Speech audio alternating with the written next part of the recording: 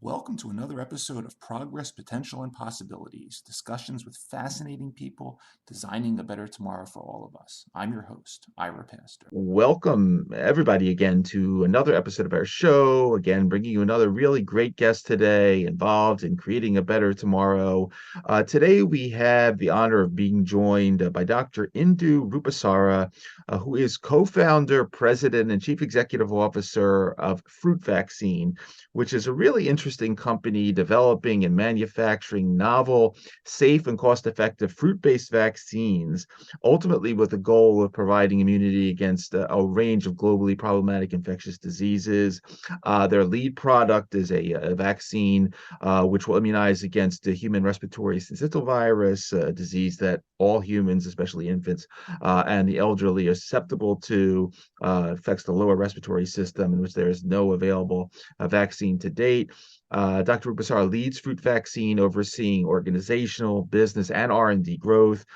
She's the principal investigator of the organization's NSF-SBIR grant award and has presented fruit vaccine technology and talks and conferences around the world, US, Europe, Australia, Asia.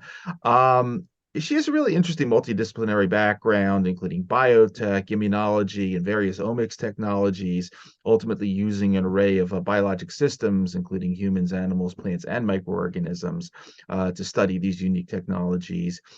She received her Ph.D. With a focus on metabolomics and biotech, her MBA and her master's in biochemistry from University of Illinois, Urbana-Champaign, her master's in microbiology from University of Sydney in Australia, and started out her undergrad in agricultural sciences from University of Peradeniya in Sri Lanka. A lot of interesting themes to get into today. We're lucky to have her with us. Dr. Indu Rupassara, thank you so much for taking the time to come on the show today.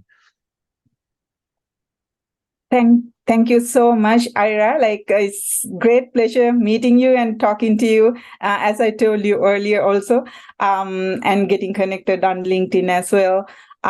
This is such a great pleasure to be talking to your community as well. I really like to get this our intentions and our efforts spread so that people who are like-minded, which you are included in that. I am very definite about that, clear about that. So such people, individuals, get into the team, so that we are making the effort. It's always collaborate to succeed, collaborate to win. That's the motto. So and no competition is always no CO, but it's not competition. It's collaboration and coexistence, right? So so as you already explained, we are making the natural plants create our vaccines to be administered in the natural most way. We are born with it, right? We are born to eat. We are born to we are actually going into other mucosal ways, other than oral administration, like a nasal spray, but they're all mucosal. No invasion, no needles is our motto. If you have time, I can share a couple of slides also, down the line, maybe. Yeah. So, sure. So I'll do that. So that's what we are doing, as you also asked during our pre-interview discussion. What are you doing in the Midwest, like in the cornfields? Yeah, of course, I get that question all the time. Like, vaccine industry is in the coasts, like mainly in the East Coast. So what are we doing here? My answer is always, somebody has to start. Somebody has to be the first somewhere. No, but like, I'm not saying that, that we are like going to stagnate. We are not going to stagnate. That is sure. So, well, you've clearly been on a very interesting path, your entire career, and clearly have been doing some really cutting-edge stuff. Before we get into, any of what you're doing with the vaccines and molecular farming and so forth, I just, like we typically do, I'd love to start off and hear a little bit of your background story, though, because, when I was, I love going into our guests' publication history. And it was interesting to me, I was looking at your Ph.D., which was in plant metabolomics, and you were looking at the, this really interesting array of metabolites in soy and different actually sort of bioproducts produced in various parts of soybean. I actually saw some papers in there from even before your PhD where you're working in plant bioremediation. Talk a little bit about the early days. How did you get interested in any of this to begin with? Let's start off at the beginning, if you would. Right. So if I have, I can have a sale of my degrees, but why I got degrees was a totally funny story. I consider myself a traveler, both like a physical and non-physical entities, dimensions. I love traveling, like in all physical traveling and mind traveling, all sorts of traveling. And I was born in Sri Lanka originally, a beautiful country, like very similar to Hawaii. And I always say, like, in the interviews, if you have read some of our media presentations, like, it's like beautiful beaches as Hawaii, but the mountains are blue-green, not like volcanic brown mountains like in Hawaii. So that's how I promote Sri Lanka. You know what I mean? It's even better than Hawaii, kind of. So, I was born there. I was from the mountains there. I enjoyed all that. And that's why I was like fascinated when I came to the Midwest here. Wow, I can see like miles and miles, because like in my hometown is like all mountains. So you don't see that far. And here, first year I was so fascinated here, like, because I can see like vast field to the horizon. So I was a traveler. So my father was a principal, mother was a teacher. So we are educational background, 5 of us. So I realized that I didn't like the limitations being in just one world. Like my interest was 3 things I wanted to be. I didn't become. I wanted to be an astronaut. I wanted to be a detective. I wanted to be a ballet dancer or a gymnastic dancer. Okay. So I'm now a scientist, but I still have those interests. Like my interest is in the universe and this world. This whole solar system is small. I mean, like a dot in the universe. So, like, why are we like so like much into like boundaries? Like, it's all about scale, right? Scale of thinking. You can go down or up in the scale as you wish. I go to both directions. You can go into the like protons and whatever, not like even the smaller, and you can go up into the whole universe. It's all about way of thinking. Yeah, the scale of thinking matters. So I realized that my parents won't be able to afford to make my traveling side fulfilled because I'm a big time traveler in my mind. So then I thought like the best thing is to study well, because they are giving everybody's giving scholarships and all those for people who study well, kind of like, so that I can get to go. That's what happened. So I I did travel all over the world, actually, mostly not based on my merits, and did by the way, as a side dish, I got degrees too. So that's how my path has been, paved. So now I am here. So then I always wanted to try something of mine too. I personally don't like a lot of boundaries, because I want to be freely thinking in a way. So working for bosses and stuff is not bad, but the boss has to be a leader, not a boss. You know what I mean? That's how I see it. That's another big talk. The purpose should be way bigger than the profession. And you have to be a big time thinker. Actually, I went for a talk today, somebody else's talk, and who I thought was wow, it blew my mind the same way you did, and also Dr. Heflick did. People I have met, I consider myself a very blessed person. I have met great human beings. There are very few.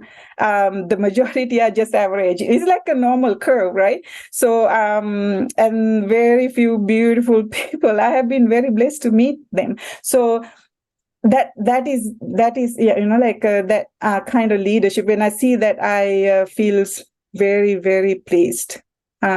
So that's how I have been. I have worked with many and I love seeing people from all sorts of backgrounds, all ethnic groups, different way of languages, talks, accents. I enjoy everything. Also rich, poor, it doesn't matter to me. As long as they are compatible, they are compatible. Nothing else matters. So I have been very blessed to do things I like. There were many roadblocks, but when you have a purpose, you don't see them as roadblocks. That's kind of, I think, I don't have to explain these to you, Ira. I mean, everything I read about you tells me that you are that. So you, I mean, you are very ambitious. I mean, those are my dreams. Actually, I was amazed.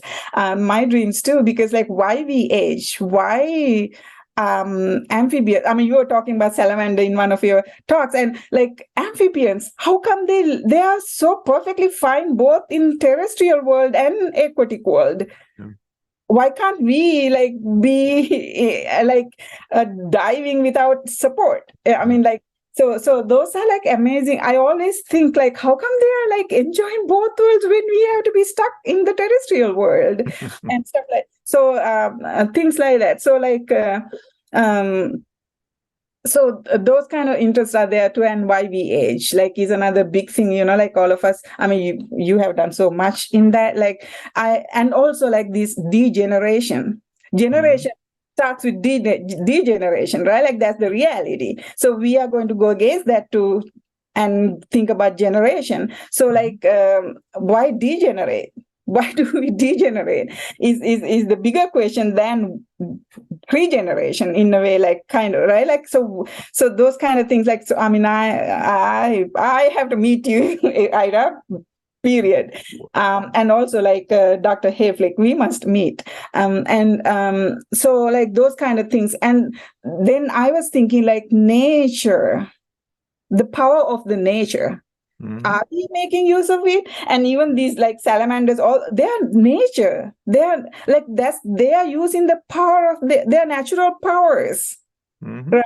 Why aren't we using that? So that's what you are working with creatures in the nature, but I am using the plants in the nature. They all are capable of many things which we sometimes don't even understand yet fully.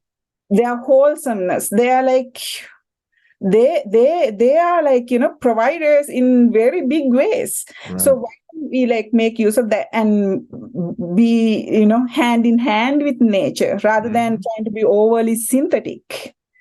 And it's interesting you bring that up, because obviously the plant kingdom has had an amazing run when you look at sort of the small molecules that it's capable of producing, and it sort of laid the groundwork for the the modern pharmaceutical industry, going back to the quinines and aspirin and so forth 100 plus years ago. So it's really laid the groundwork for a lot of that. The area that you're involved in terms of the recombinant production, again, this is something that, as we were chatting before the show, goes back a couple decades now in terms of, okay, we know we can make things in microorganisms and yeast and so forth, but plants are pretty good at making proteins too.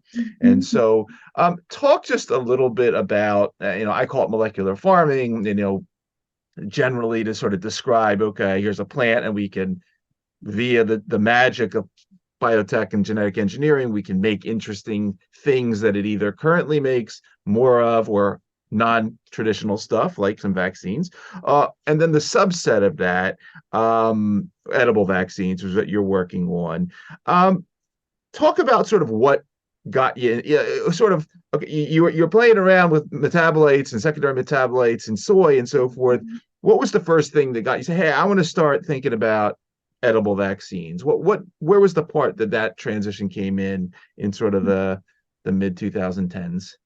Right. So I was like working on my PhD and stuff like that, right? Like, so then omics technology, my specialty is omics technology. I actually am an analytical biochemist. That's how I would probably better identify it as professionally. So when I was doing that, Dennis Buter was looking for a postdoc. I was finishing up my PhD and he was looking for a postdoc. And then he somehow somebody referred him to me.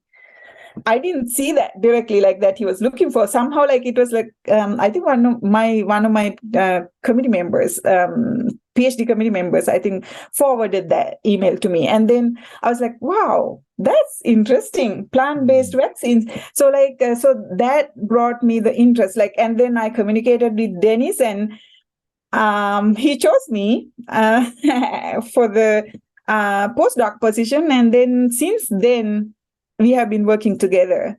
And yeah, he I actually moved to IGB, Integrative Genomics Biology, for a short term when he ran out of funding, and he never gave up. He kept on communicating with me and waited till I come back to him. Actually, there was a point that I worked without any salary or anything also, because I valued his humaneness. He was a great human being I have known. He passed away also, my father passed away, both passed away around within an year kind of. The sadness I felt when my father passed away was the same as my father was younger than him. Then he was diabetic.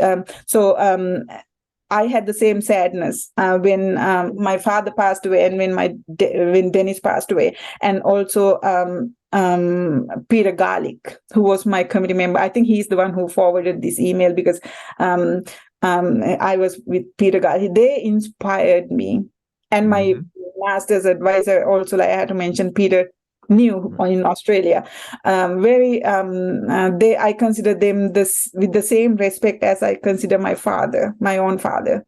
For some reason, I didn't choose it that way, but all my advisors were about to retire or already retired. I never chose it that way, but it happened that they're very highly experienced individuals. So they were not in a hurry. They valued quality over quantity. You know what I mean? So because they have done quantity, they become full professors and all that. So they are done with that part. So now they wanted to improve the quality of everything. So they were thinking about that and value of life, and they taught me so much. Not just being mentors and stuff like that, but they taught so many things to me. So that's how I got into that in 2010-ish, 11.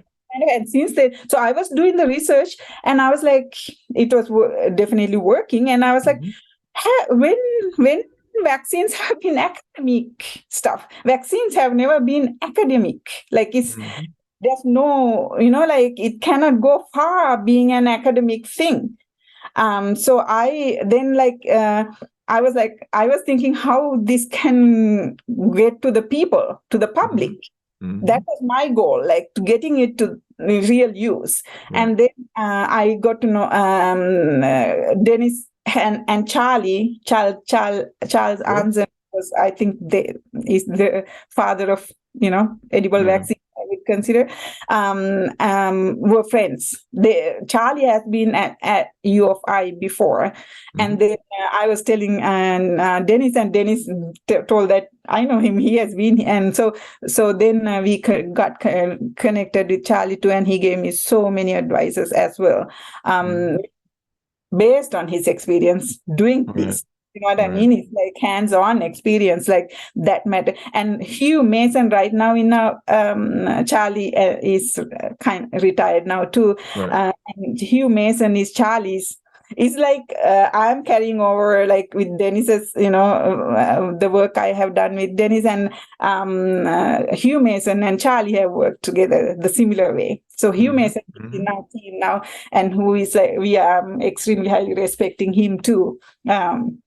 For all the contributions and his excellence as a scientist. So I'm very, very happy with our team and the way we are growing and the advisors we are having and had all that stuff. And as you know very well, funding is the bottleneck always. Otherwise, we would have been like way farther than where we are right now. And as I tell everybody, like I'm extremely thankful to NSF for their SBIR funding. Like we applied to NIH, USDA, because we are a plant, right? Like crop. So USDA and NIST, NSF. So we got only NSF, and that doesn't mean that we are going to stop there. We will reapply to other agencies as well. And we just submitted our phase 2, actually a couple of months ago, phase 2 application to NSF.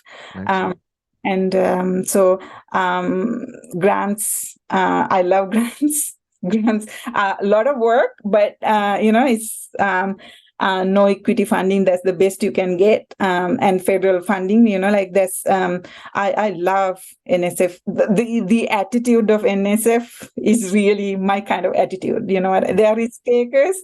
I love it. So. And they want to have a bigger impact to the society. That is what we want to do also. So like we are compatible in many ways. That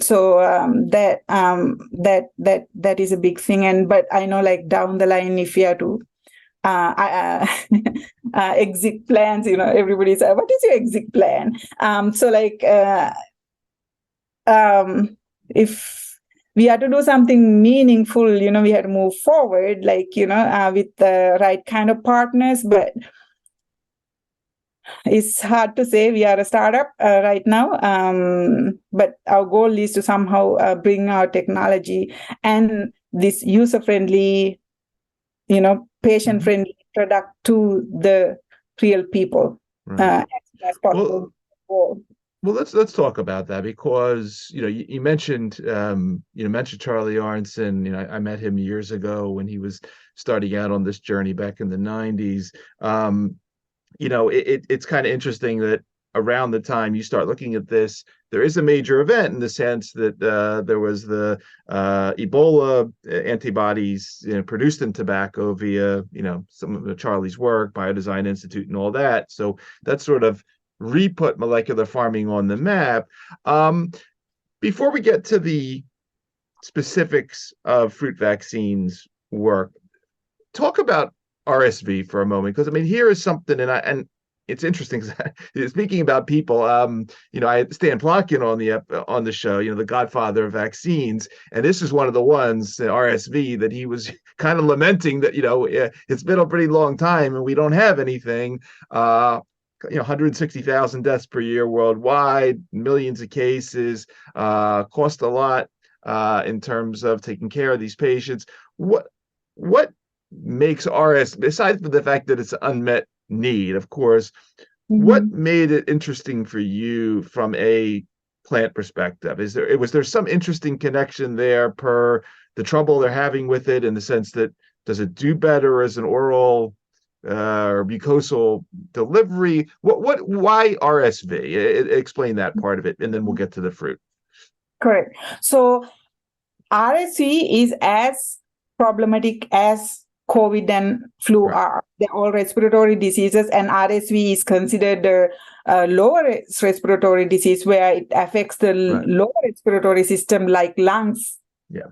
More than the upper respiratory system, where a flu and even current COVID is upper respiratory. COVID started as a lower respiratory disease. Now it has turned into an upper respiratory disease, whereas RSV still remains mainly a lower respiratory disease. So that's why it is extremely hard for infants and elderly and immunosuppressed people, because they cannot cough off the phlegm. They don't have power to cough off the phlegm from the lungs. So RSV has been studied, there are many scientific groups, research groups have been trying to develop a vaccine against RSV for decades now, since 1990s also. And they're all injectable vaccines, and they have not succeeded yet. The latest was Novavax project, which I really like. Their ambitious way, so you vaccinate the mother and the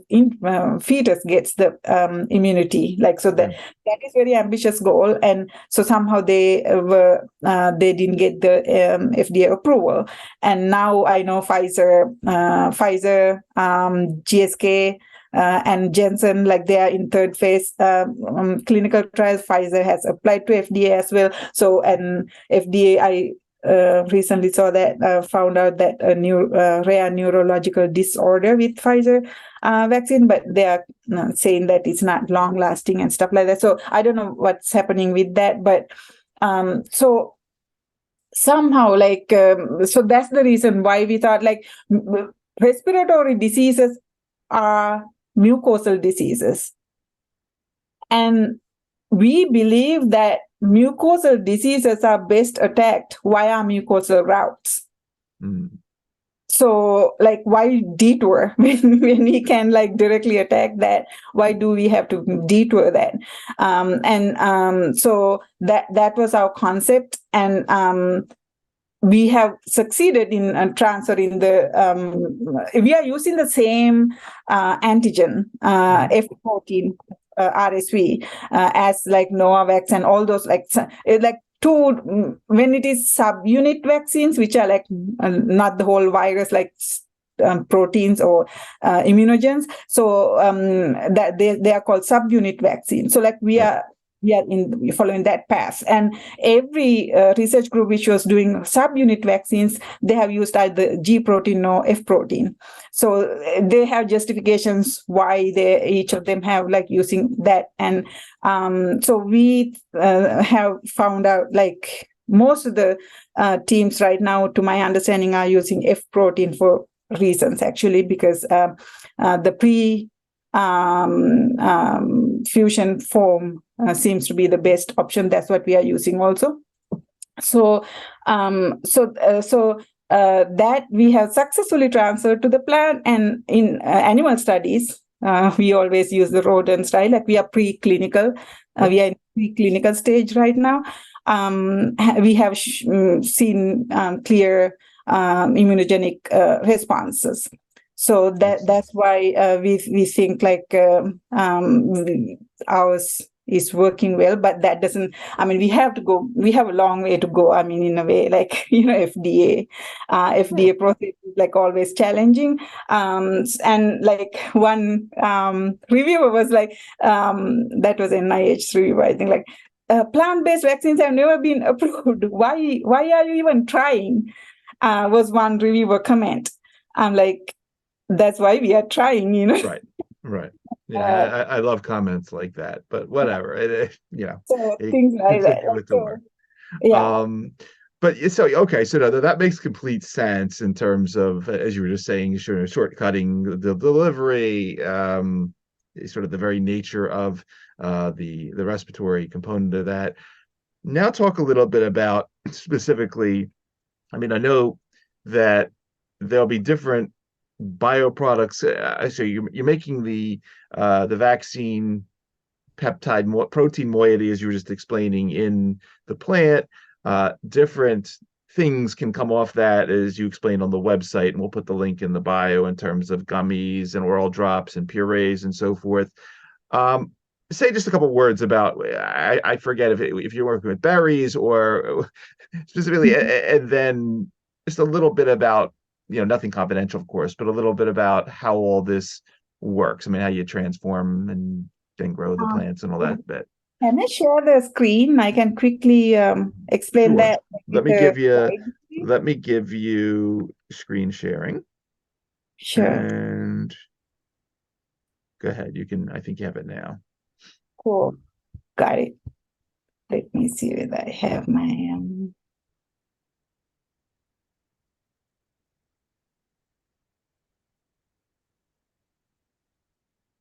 Can you see? Hello? Yeah, I can see you still, but I can't see your screen. I've given you the ability to share it. Now I think you just have to push that. There you go. Now we have it. Perfect. There it is. Yeah, now you can see, right? Yep. Got it. Yeah. So, I mean, if I'm to quickly say, like, as I already explained, that we are making the plants create the vaccines, and in our publication in Human Vaccines and Immunotherapeutics, that was based on our NSF bootcamp and ICO customer discovery results. We found out that about 25% of the US population, age independent, is afraid of needles. So that's our thing. Like, no needles is our motto. Like, no needles, no invasion is our motto. So, and like there are other publications saying, like, if you take children, it's more than 50% the needle. So our mucosal routes matter. So as I explained to you earlier, like, mucosal route is the best way to attack mucosal viruses such as respiratory viruses, right? I'm going through this very fast. I don't know whether you want me to explain more. Like, please let me know.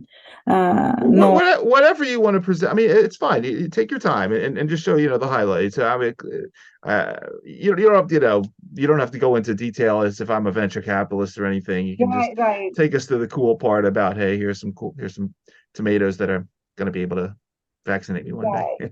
Exactly. So we are actually, so our current project, as I explained earlier when you asked the question, is like RSV, human respiratory syncytial virus. So and we are developing this FruitVax, which is like a gummy-like pill. Like, it's like you chew into a fruit pill. It's, even though we say gummy-like, it's not actually really, that's the closest match, but we had to find a new term for that also, because it's actually freeze-dried fruit puree. So it's more similar to like resins, dried resins, or dried cranberries and stuff, like, like dried fruit, no added sugar, but it's like it's made into a pill so that we can quantitate, we can dose it. Dosing is like important, like, like bananas and like fruits, like, whole fruit cannot be dosed. So that's because we find like plant to plant and fruit to fruit variability. Even though we are trying to stabilize the gene, we have stabilized the gene, but we still find some variability. So like, we have to make it like, homogenize it and like make it like a pill kind of, or oral drop or something, so that we can dose it, which is critical for a vaccine. Sure. So that's what we are doing. So we eliminate the needle and the pain patients have to go through. Plus, we think particularly our chewable pill, which is in fruits. Like right now, we are working with cherry tomatoes, but as NSF advised, they wanted us to stick to one plant until we fully develop the technology. After that, we can go into other optional crops like strawberries or any other berries or whatever. So, but we are developing it right now in cherry tomatoes, which has an added advantage because tomato has like its inherent adjuvant tomatine, so we can make use of that also. Excellent. So we expect that the pill, because we are removing more than 95% of water from the fruit, it can stand in room temperature, like like shelves, like, so that like for the cold chain requirement is a big issue with vaccines right now, and it cannot reach to limited infrastructure areas like which we can, I think, have access to. And also the acceptability of vaccines, because we are removing the needles and also like some other in like kind of inert matter and stuff like that, inactive ingredients which can cause any side effects if they are doing. Like if you're allergic to tomatoes, then you might have an issue, but other than that, there cannot be any other issue created by our technology, because it's a subunit vaccine, like enhanced respiratory disease and stuff comes with like inactivated whole viruses, right? So that also is not there. One thing I just wanted to, and I'm not an expert in this, I just do remember from 20 years ago, again, and I don't think, excuse me, I don't think this is probably a problem with the way you're doing it, but one of the issues that was always brought up was, these plants are really good at glycosylation and making interesting sugar moieties, and I forget what it was, sialic acid, I forget what the thing was, but it seems to me via this approach, that's less of an issue as well, because you don't have to worry about some other glycosylation pattern. If you're making a generic versus something else that some existing vaccine, and it's slightly different based on that glycosylation pattern. But in this particular case, it seems like some of that's kind of beneficial actually in the delivery of per the oral route, right? Right. So as long as the epitopes are active, that's what matters. Like epitopes are the ones which triggers the immunity. Like, so that's what we actually stabilized also during our genetic engineering processes. Like once you stabilize the epitopes, like active epitopes, and also like remove the cleavages, unwanted cleavages of the protein, we are good. We are good to go. So that's what we have done. We have done those troubleshootings with our phase 1 NSF funding.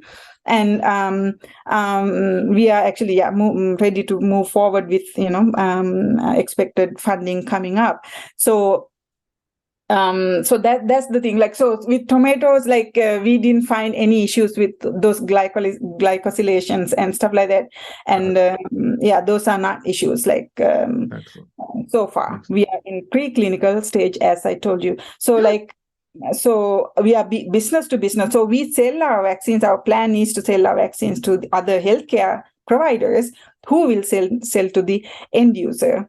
As you already mentioned, like we have other kind of products in our pipeline, not only the pill, but puree itself. Actually, when I give talks, I get invitations to give talks to students, like at your University of Illinois and other places also, libraries and stuff. So one student asked, like, what about like vaccine pizza? And that made me think, like, why not? Like if you're pureeing it and then making it a pill, puree itself can be the vaccine also, right? Like it's less processing than a pill.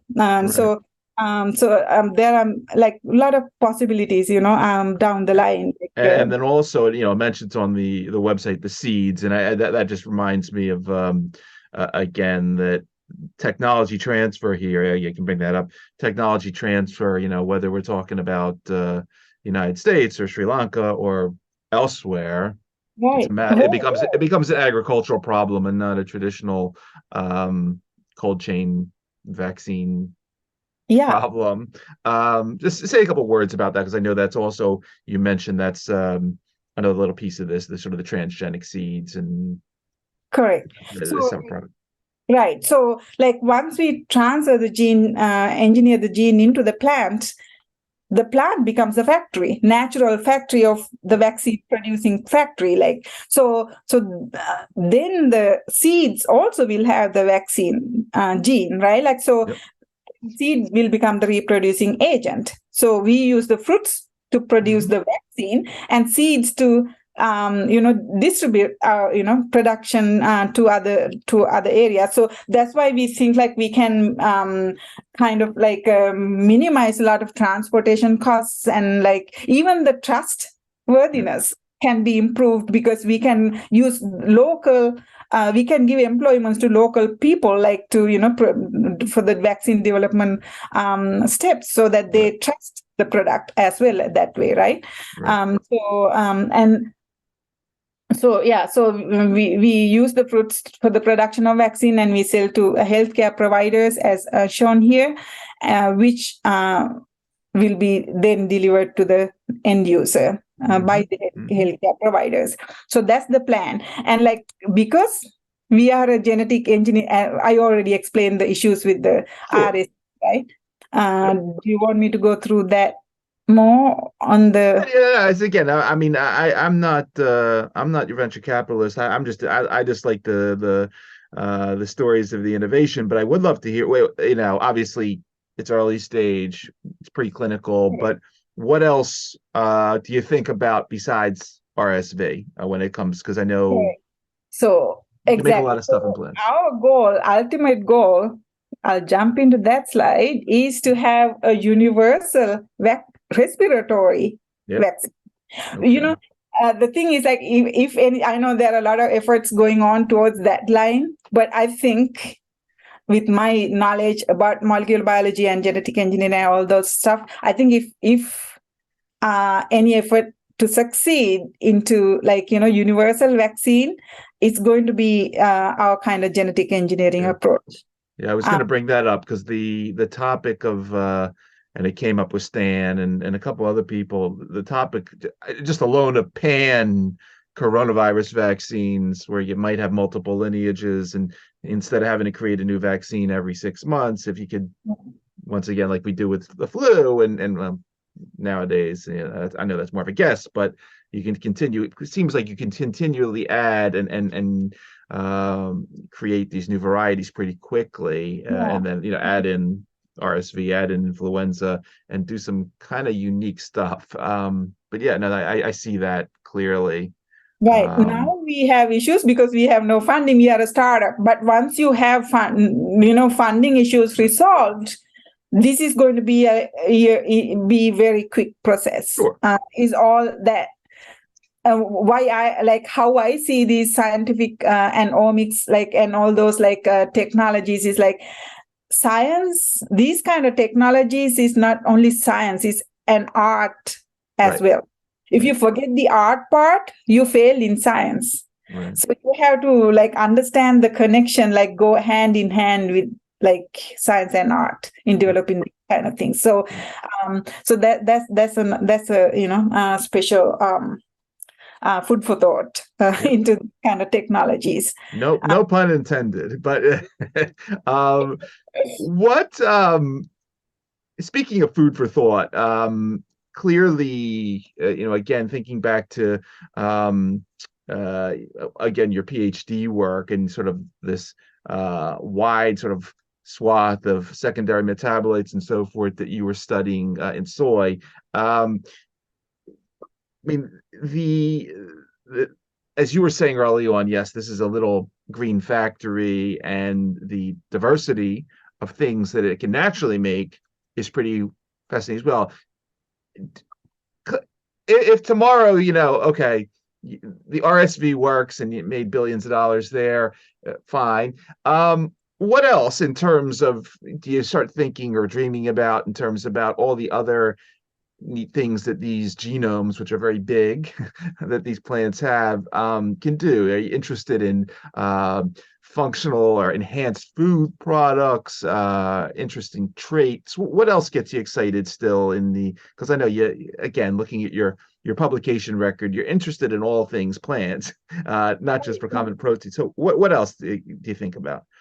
So our kind of technology can be used for anything peptide based. Okay. Actually I'm going into oral health seminars. I get invitations for oral health. that can be, like if there's some promising peptide-based technologies towards oral health, improving oral health, we can target those also, right? Yeah. And also, I meet all, as you say, you're correct. Like I meet all sorts of I don't hesitate to talk to anybody who wants to talk to me. Kind of like I enjoy talking to anybody. So some of the animal science based professionals and also general people have said don't you think of developing a vaccine against my pets? Like my pets hate injections.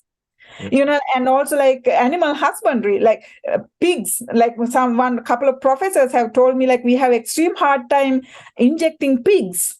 Yeah. They hate us, nobody, not only humans, nobody likes needles. No, I can see that. And the markets you're talking about there are huge. We forget how,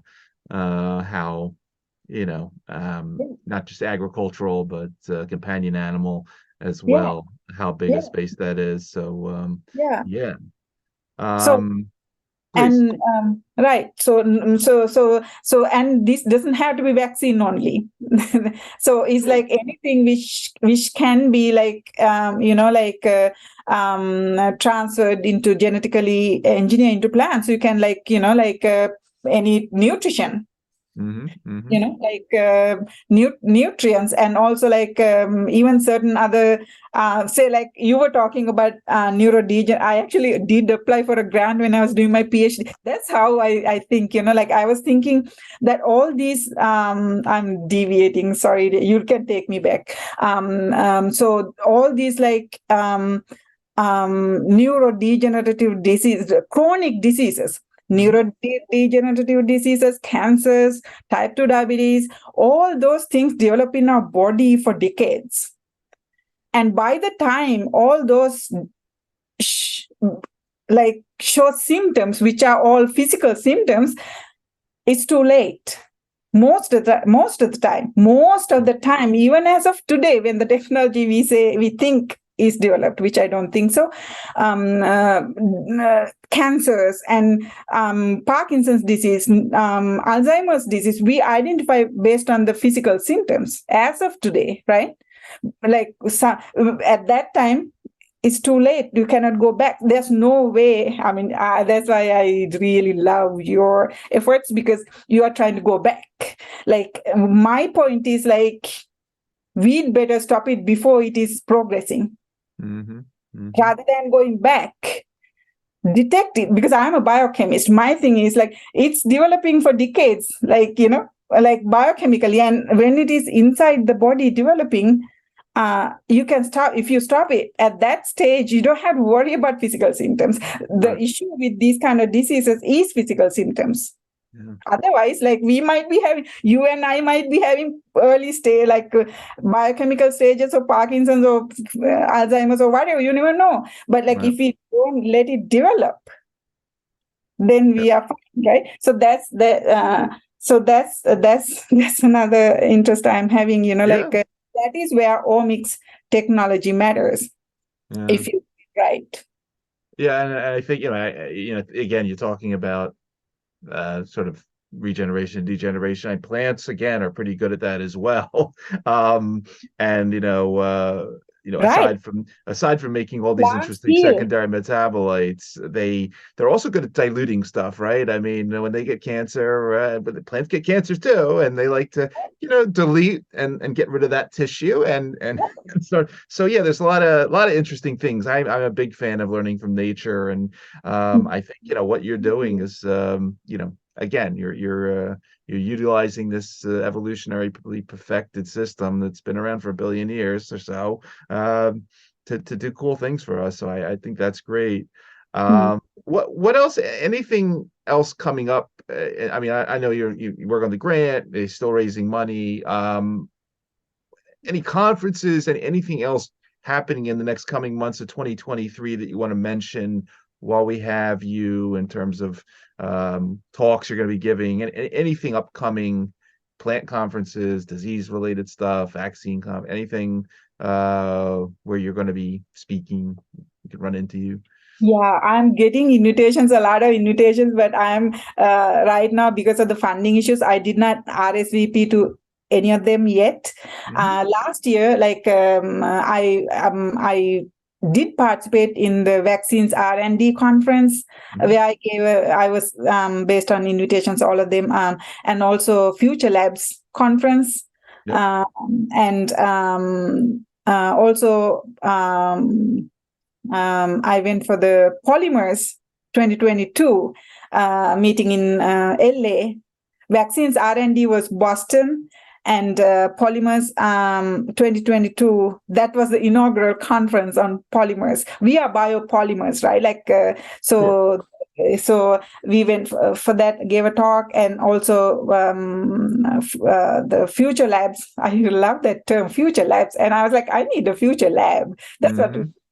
So, so I gave a talk and also chaired the session there, and also I met our grant officer there. I have extreme high respect for our grant officer as well. So he's another inspiring person like you. And Dr.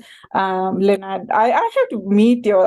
So we should meet in person. I think it'll happen soon. So like-minded people, meeting like-minded people, I consider as a blessing. It's a big thing for me. So I will go. I keep getting invitations, but depending on funding availability, I will go. I went to also this year. I went to Philadelphia. I didn't know. Well, you have been inviting me for a couple of years. Welcome. Years now. Yeah. I was there for the AMWA meeting. That was March.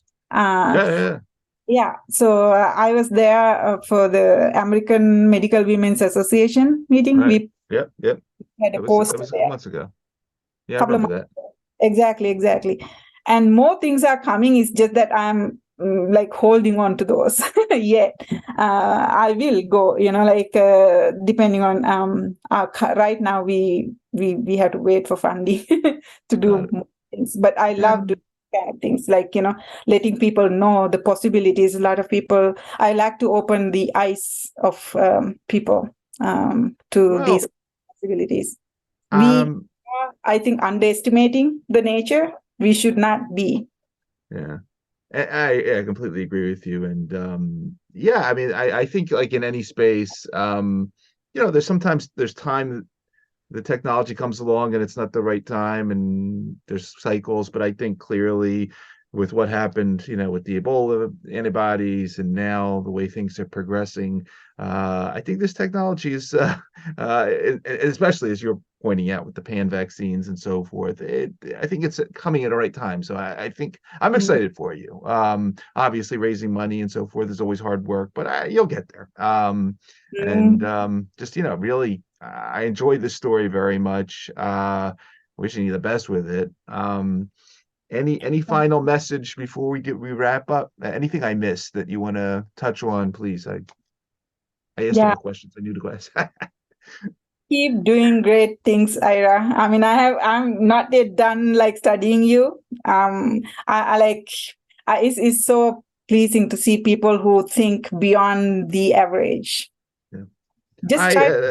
That's why I drew the show. I not to do a pitch for the show. Thank you for coming on. But yeah, I mean, I've enjoyed doing this just because I get to talk to cool people like you that are doing, thinking outside the box and hearing all the voices, whether it's, from pharma to tech to the environment. There's so much good stuff going on. I want to help promote a sense of optimism because there's just too much negative stuff out there nowadays. And I think this is important, and guests like you are crucial to that initiative. So I wish you the best with this.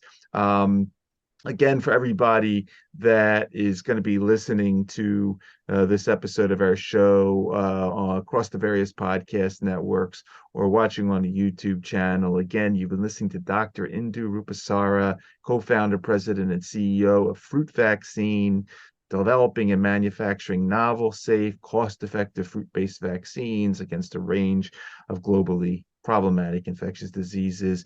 Indu, again, I want to thank you for taking the time out of your schedule to come talk and educate us for a little bit on what you're up to. Obviously, thank you for what you do. And as we like to say on our show here, thanks for trying to create a better tomorrow via what you do. Really great story. Thank you so much, Ira. I tell everybody, have a purpose in life. You'll win. Message. Thank Great you. message. Take care.